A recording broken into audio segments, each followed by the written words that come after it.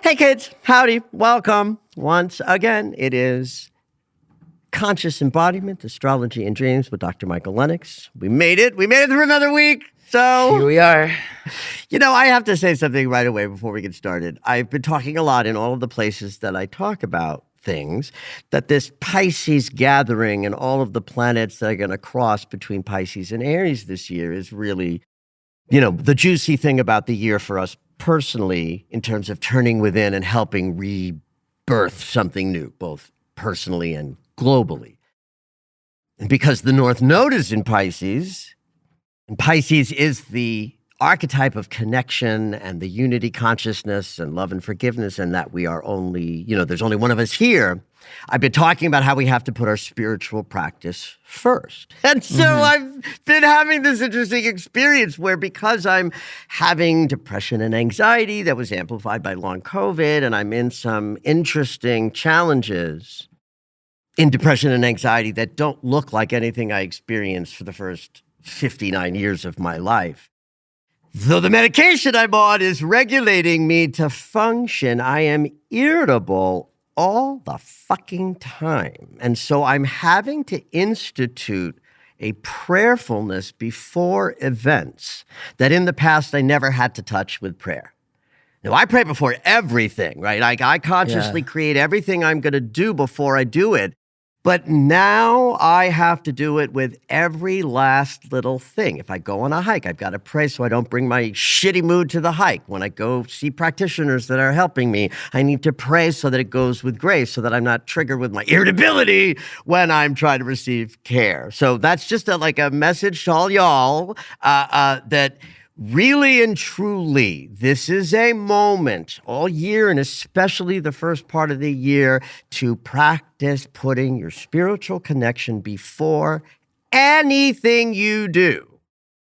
And watch your life shift and change because you're consciously creating experiences before they happen. Well, it's very reassuring as someone who listens and works for you that what you're saying is also, you know, incorporated into your life. Yeah. Thank you. Yeah. We have a question this week about soul contracts. Ooh. Brooke wrote in, what are Michael's thoughts on soul contracts?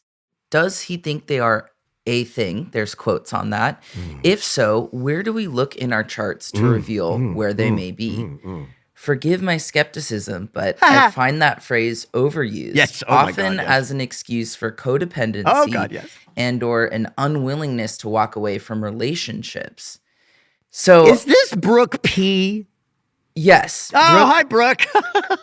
I know this woman. She thinks good. She thinks high thoughts. Good. Keep going. Oh, cool. Loving this question. No, then she just mentions her sign, but that's the question. Yeah, and I liked this and wanted to make sure we put it on the show because I think this is very pertinent to how people have come into wellness and honor and respect yourself. And then also there's that balance of, I want to honor and respect myself. So goodbye. Or there's this idea of you're meant to be somewhere and sometimes you just go through something difficult or it's a relationship, whether it's, romantic or work or where you're living, that is meant to test or show you.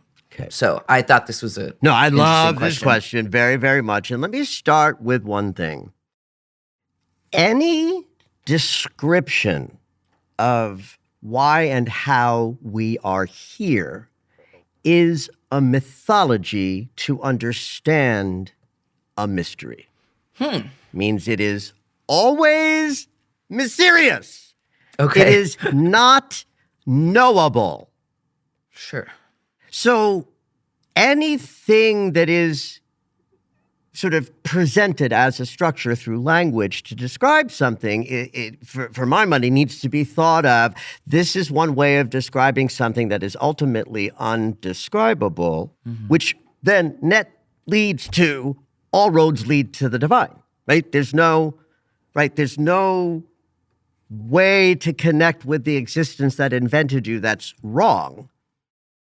So by the same token, soul contracts or twin flames are I've tropes. seen that one. Yeah, right. Tropes that describe a mystery.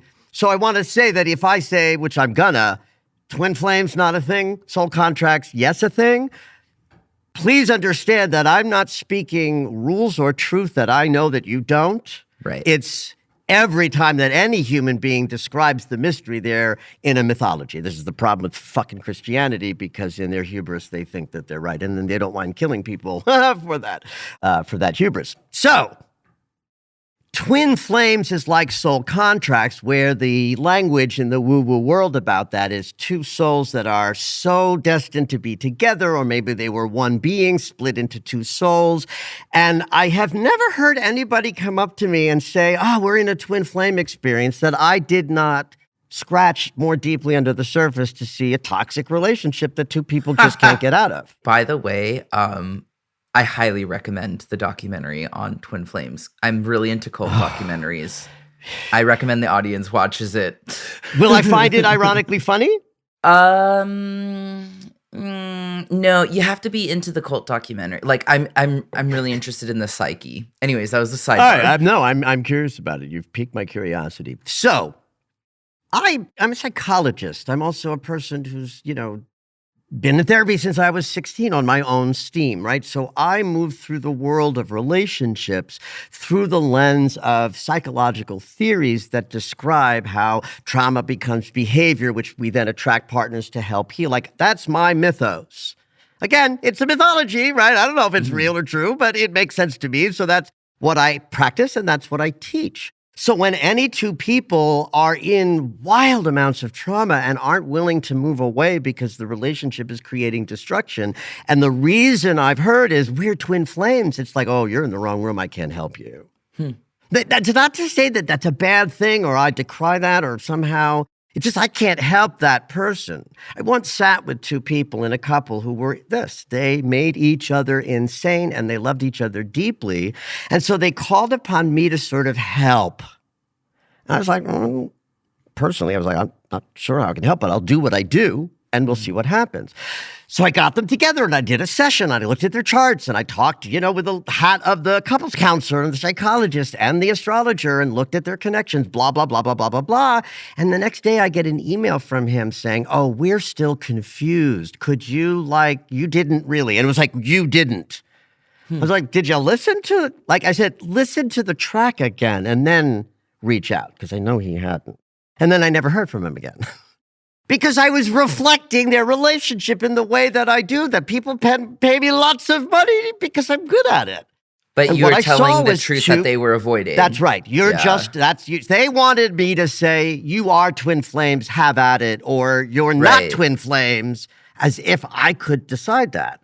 Right. All I could say was, you guys aren't good for each other, and both of your lives will be better if you separate. And so that's not the only experience I've had with this. That's just the most vibrant.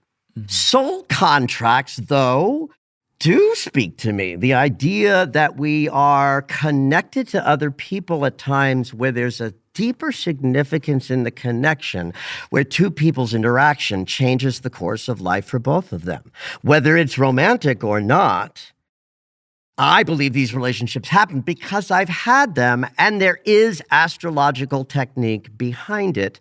And my experience of those relationships, both personally and in witness mode, do connect to astrology that describes it. In other words, if two people come in and they say, oh my God, we have this amazing connection, it feels like past life and everything, and I don't see what I'm about to tell you, then I would question it. So the nodes of the moon are everything. The astrology of entering this life and accomplishing something in this life is a function of the south node of the moon as your entrance, north node of the moon as your destiny. When the nodes are transited, very often we have to speak about connections and relationships and groups and dynamic interactions with others because that's how psyche works in the human experience. We are a collective organism. We think we're separate, but we aren't. We're this multi-faceted organism that enters this life through a geometrical point known as their south node, and the opposite north node is always the exact same point in the opposite sign. So what you do when you're looking at two charts is connection between points in the one chart to the nodal path of the other and vice versa. Now, I was taught that this can be as loose as if my south node is at 18 degrees of Capricorn and your moon is at 18 degrees of any sign. The interpretive language would be this connection has a fated quality.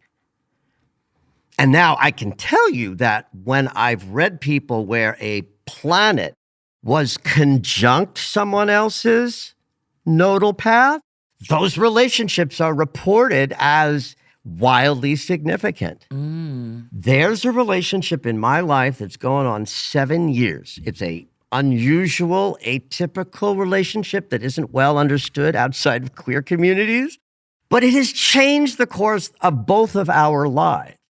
And he has this wild opposition in his chart where Neptune and Uranus in Capricorn oppose his Mercury retrograde in Cancer. That opposition is exactly in my nodal path to the minute. And if I look back at my life, I've been married. And this relationship is more significant in terms of two people changing each other's lives. So what I do when I'm sitting with two people doing synastry, I'm looking at first just the number of degree point in both charts of the nodes and seeing if there's any number that correlates. And then I look to see what planet it is and what the angles are to see how big that influence will be. And the more direct, the more influence. Yeah. And now, in my prayerful experience of doing card layouts, which I do, certainly on the new moon and full moon, I do a layout every new moon and full moon. I do shuffles for the different guides that I work with. And my fifth shuffle is always for the soul group. So I acknowledge that we have a soul group as individuals, that we connect to other beings in a way that transcends our three-dimensional awareness. So I honor that idea. But I want to make it really clear, even in my prayerful honoring of that, I recognize it as a mythology. I don't recognize it as, oh, there's a soul group and there's a roll call and I could identify them. I once went to an event about past lives where the woman said, there are 12 in every soul group. And I thought, how the fuck would you know that? Now, maybe she goes off into the ethers and comes back with some really powerful downloaded information that there are 12. And I'm just saying there might be 12 and there might be infinite and there might be none. But I know the idea speaks to me that there are trekkers in bodies that connect to me and I to them. And there's something about that that can be felt and experienced more deeply.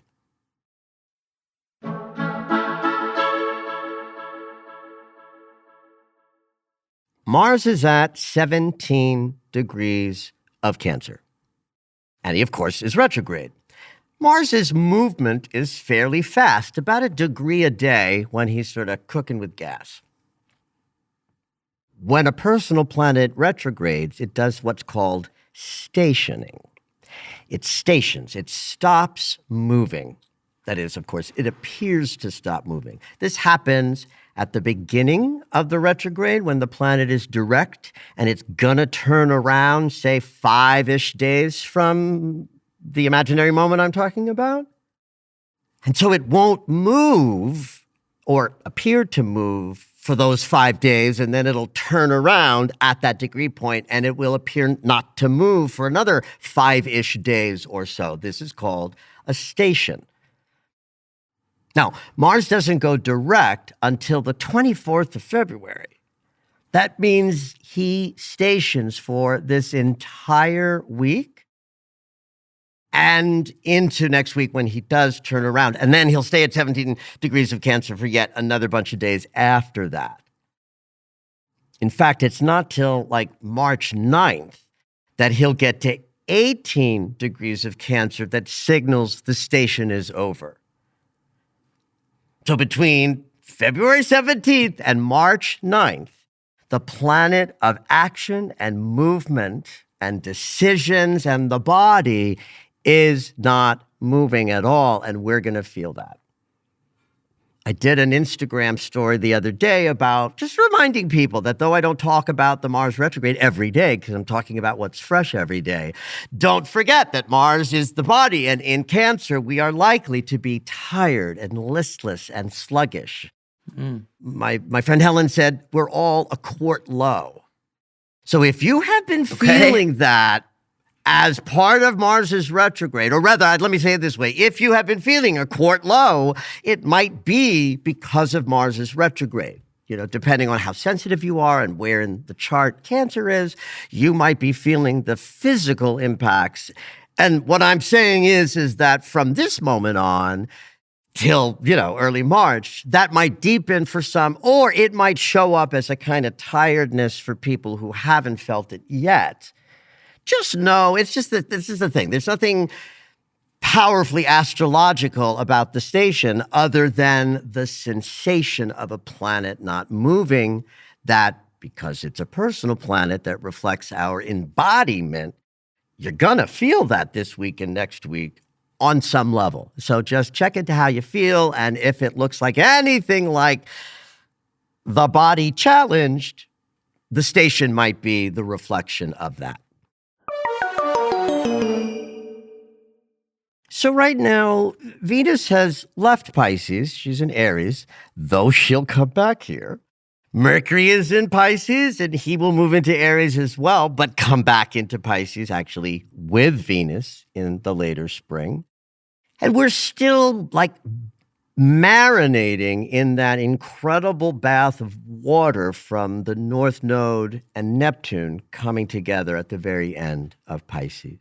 So we're already in a kind of watery, Piscean, dreamy state. And at 3 a.m., as Monday becomes Tuesday, we enter the Pisces mansion. And Mercury and the Sun already came together in Aquarius, so they are not going to join up for their inferior conjunction until well into Mercury's retrograde in a month or so.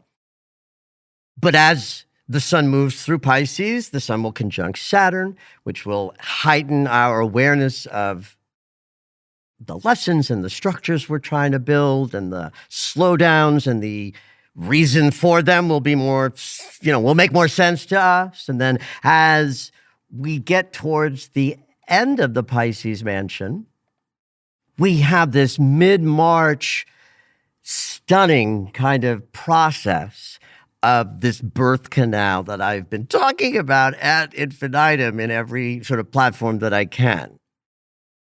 All of those planets, Neptune, the retrograding Venus and Mercury, are helping us birth this new consciousness that we must in order to move forward effectively. And I love the idea that other than Mercury and Venus crossing the birth canal for the first time in their shadows, that doesn't count as much for me because they're going to retrograde and do it 2 more times. So in some ways, the Sun moving through Pisces, starting tomorrow through mid-March, is going to be crossing the birth canal as March 19th becomes March 20th, replicating this birthing that I'm talking about and have been talking about. When we get there, I will be very very excitedly, with all of my hyperbole, talking about the outrageous power of Neptune retrograding Venus, retrograding Mercury, gathering at the birth canal as the sun has just passed over it. So like conscious awareness does it first, and then heart and mind in a process go next. And then the whole kit and caboodle of Neptunian Piscean consciousness later in the spring bursts into Aries. And we will be all the more prepared for that because of tapping into your deep spiritual connection. That is easier to do when the sun is in Pisces than perhaps any other mansion. Certainly better than Scorpio, which is the alchemizing sign, but Scorpio also brings death and rebirth. Pisces just dips us into connection with all and oneness. So the Pisces mansion has never been more important for us marshaling how we interact with our spiritual connection as primary and let everything else that we do come from that.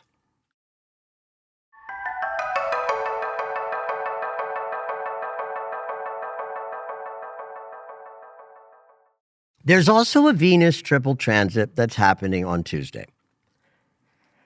This is actually one that I did not talk about in my Venus retrograde webinar.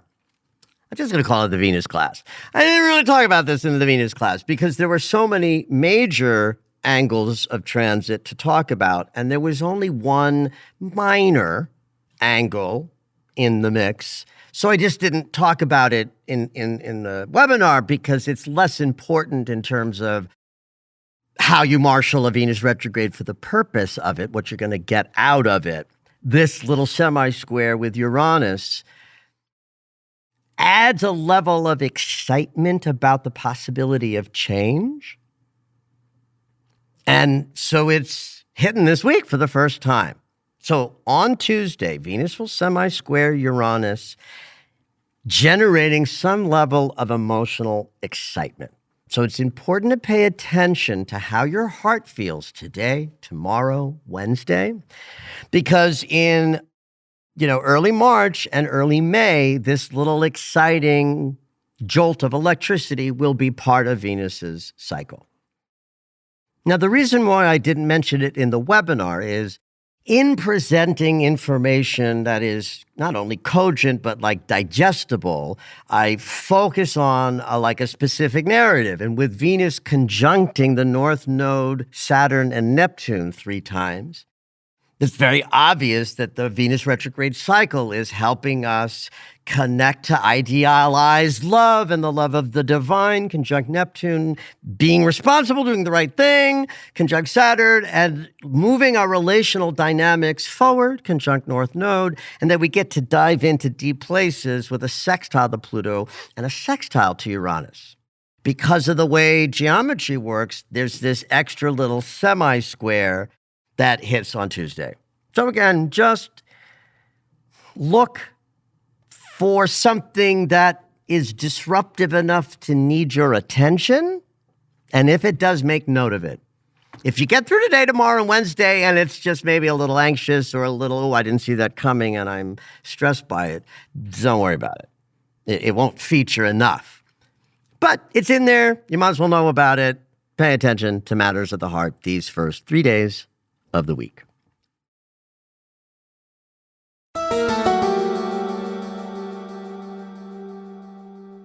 So the last thing we're going to talk about today is just going to be a brief nod to the fact that on Monday of next week, Mars goes direct. So next week podcast will kick off with that, and we'll talk all about where we're at in that cycle. I'll review some of the big, Mars storylines with you. But again, that's why we started today's podcast with the fact that Mars is at 17 Cancer, because on Monday of next week, he'll still be at 17 Cancer, but facing in the forward direction, which is a big moment for us in an important cycle.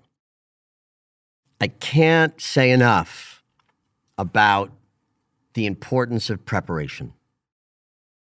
Everything we're experiencing has the capacity to prepare you for more difficulty in the outside world with all of this attention on the inner landscape.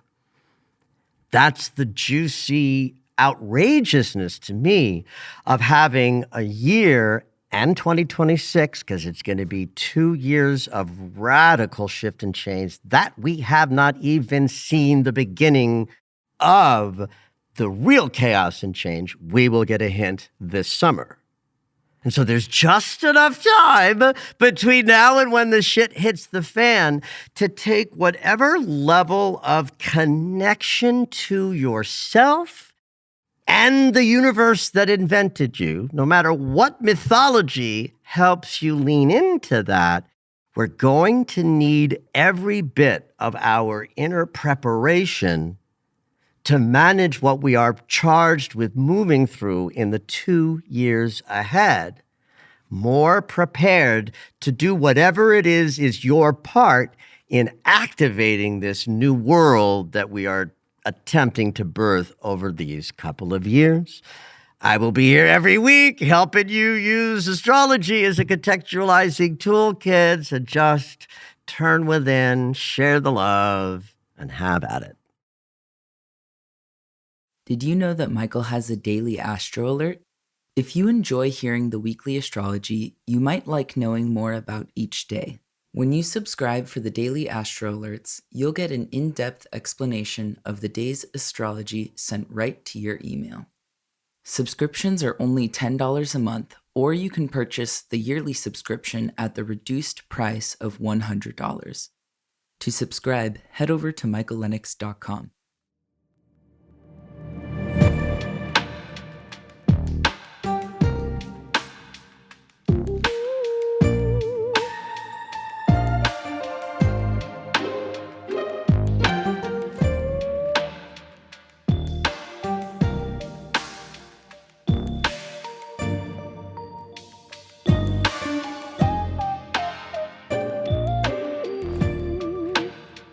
All right, it's dream segment time.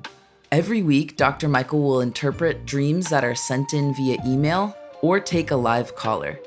If you would like your dream interpreted on the podcast, you can go ahead and email us at dreams@michaellennox.com. Hopefully your dream will make it onto the show. This week we have an email and dream from Alexandra. So she says, "Hi, Michael. I love starting my week listening to your show. I'm also a Leo, and I love your style. Oh, yay. I am 39 and currently living in Barcelona and have an internal struggle where I should live long term. I'm originally from the UK and have been feeling like moving back home for a while, despite having spent the last 20 years running away from home. Last night, I was feeling very confused, so I decided to ask out loud to spirit or guides, whoever was listening, for a dream to clarify what I should do." Yay. Yeah. "I dreamt that I was getting on a ferry in France back to the UK and that I saw the white cliffs of Dover. I was with my mother and my current partner, who is from India and who I live with in Barcelona, and we were moving to the UK. I seem to remember also having a little girl with me. When we got off the ferry, we headed to a friend's house to rest, and when we got there, the place was really untidy. The beds were unmade, and there were loads of clothes thrown around. Our friend was away, but had given us the key to her house for us to stay there. I then woke up from the dream, feeling quite surprised to have received an answer so quickly. Although I'm not sure if this is a confirmation of what I should do, or it's just my ego showing me what I desire.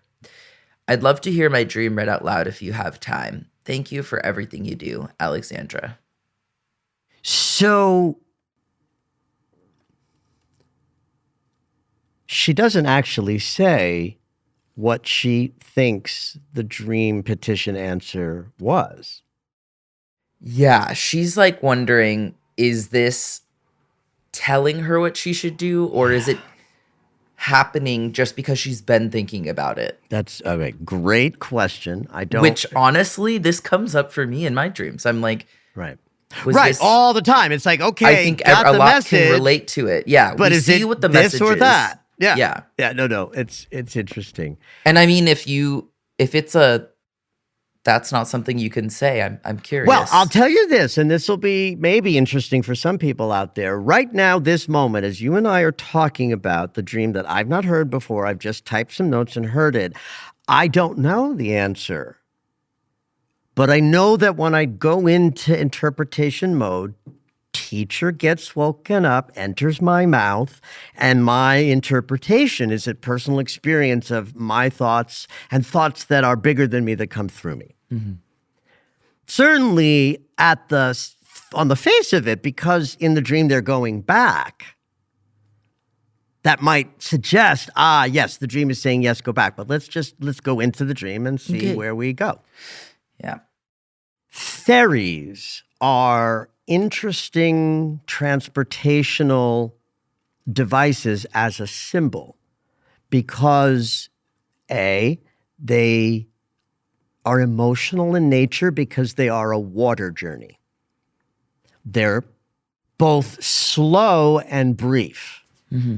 Right? So we're not talking about a ship that crosses the ocean that would carry some gravitas for being a large vessel going large sweeping distances.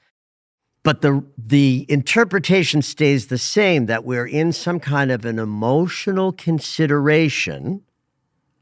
Right? You start a ferry in one location and you get to another location. So the symbolic essence of being on a ferry is that I'm considering an emotional choice or have been considering an emotional choice. The dream is literal because she's on the continent, would be going back to the UK. So ferry from France to UK is literal. Mm. But I would like to remove that for just a moment and say, the dream suggests that she's still in the decision. Right there, we know she hasn't decided because the ferry doesn't land. Right? So it's not like the dream has her arriving in the UK. It has her going to the UK. And in fact, the White Cliffs of Dover as a big image, now this starts to tell us something deeper about Alexandra. Now she's tapping into something powerful about her home country. I mean, the White Cliffs of Dover are perhaps the biggest image of the UK, outside of maybe Big Ben or the Palace in London, right? In terms of like our Statue of Liberty, our Twin Towers and everything that counts. Even, the St. Louis Arch, right? That mm-hmm. symbols that rise something up to an aspirational level. The White Cliffs of Dover are that, I think. So that something's being woken up that has to do with, this is my home, even if I've been expatriated. I would be dying to talk to Alexandra about her relationship with her mother and her relationship with her current partner, because that would give us some interesting distinctions. So we have to add, first of all, the generational sensibility, mm-hmm. right? That the generational journey for Alexandra is, grandmother to mother to daughter and so on, right? So being with her mother to me also suggests my home is in the UK. So even having a little girl with her, to me, deepens the idea that this dream is expressing something about the generations, because Alexandra's going back with her mother to where grandmother and great-grandmother and great-great-grandmother and great-great-great-great-grandmother were, with the next line in the progeny, the little girl. So when I think of the little girl in this regard, I'm seeing, yes, there's a pullback to your ancestry. But I would also like Alexandra to consider this little girl as a new consciousness that's rising up in her. So if she were here, I'd be like, hey, Alexandra, how old was she? How old was the little girl? And whatever number springs up in Alexandra's imagination when she hears this read on the podcast, whatever age that is, might be the amount of years ago that the inkling or the niggling to maybe return might have been born. And or look back to that number of years ago to see what was being born in your psyche with regard to what is home, where is home. So now we're in the part of the dream that makes me sort of go, well, which is it, Alexandra? Right? Is it everything I've said so far that says I'm being pulled back to my ancestry in a powerful and important way? Or am I perceiving the UK as no longer a place where I have deep friends and community? Right? We have friends and community represented. They allow her to come in seamlessly. So that would, to me, be a symbol of, friend circles exist there that might draw me back and make the experience, natural and palatable, good. But the untidiness, the unreadiness of it, the beds are unmade, which means there's not an invitation to rest there. Like in my spiritual practice, making my bed is part of my spiritual practice because I want to walk into my bedroom at night and have my bed sort of ready for me as a sacred altar. Yeah. So that's an important part. And I teach that. These little things can make a difference if you like the intentions behind them. If not, if you think it's silly, it's like it ain't going to be a powerful act. But an untidy bed is not an invitation for you. It tells you that's someone else's bed. So for me, because she sort of gets to this last scene and it's an unwelcoming setup, I would be very curious to hear what she interpreted was the answer. I think it's yes, and that the last part of the dream is simply reflecting that piece of how I will enter and find community is unknown to me. And my fantasy might be that they're not ready, that there's nothing there to sort of go towards or, I won't have the right outfit. The clothes are all over the place. I'm kidding. But that's, to me, I don't feel wildly clear. Although if I were presenting a kind of an official wrap-up, I would be like, yeah, I think your soul is calling you back. So take a look at that and include in your exploration thoughts and feelings that you might be having about who and what would be your community should you go back there. Because to me, the dream is sort of saying, yes, yes, yes, ooh. And the ooh is that unwelcoming environment in the dream. So I don't think that's a crisis of get the fuck out of London, the bed's not made. It's more like, my anxieties about going back seem to be only about this piece of it, that I'm drawn fully back. If there's a man or a woman in India, that's Alexandra's partner. It sounded like that person is their actual partner. There might be some thoughts about, will the relationship successfully, traverse the change, because beds and lovers and partners have some. But again, I wouldn't want to fuck with that without Alexandra here.